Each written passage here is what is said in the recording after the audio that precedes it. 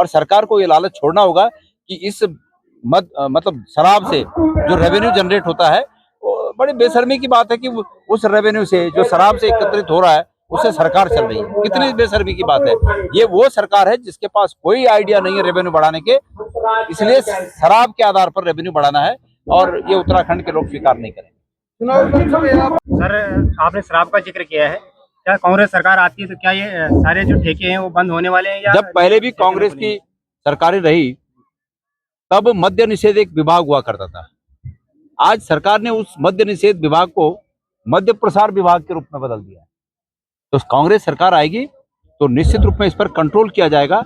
हम ये नहीं कह सकते कि समाज में कोई चीज बंद की जा सके, लेकिन समाज में हर एक चीज पर कंट्रोल होना चाहिए। सरकार बड़ी बेशर्मी से कह रही है कि रेवेन्यू मिलना चाहिए। रेवेन्यू बढ़ाने के लिए हम सरकार की नई दुकानें खोल रहे हैं। भाई, रेवेन्यू बढ़ाने के लिए हम किसी व्यक्ति को शराबी बनाएं, हमारे आने वाली नस्ल को शराबी बनाएं, ये हमें मंजूर नहीं है।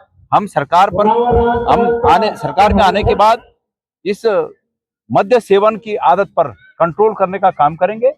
हमारे युवाओं को सही रास्ता दिखाएंगे और ये मनसा बिल्कुल नहीं पालेंगे कि इन गलत कामों से सरकार रेवेन्यू अर्न करे। धन्यवाद सर। एक और सवाल है, बच्चों और महिलाओं पे इसका असर पड़ रहा है। देखिए ये बुराई ऐसी है कि समाज के सभी अंगों पर इसके कुप्रभाव पड़ते हैं। जो व्यक्ति इसका सेवन करते हैं, अति जो कर लेते हैं, तो क्या वो स्वास्थ्य के रूप में उनका स्वास्थ्य क्या ठीक रहता है? वो भी स्वास्थ्य अपना नुकसान करते हैं। महिलाएं उसके भुक्तभोगी होती हैं, बच्चे उससे प्रताड़ित होते हैं।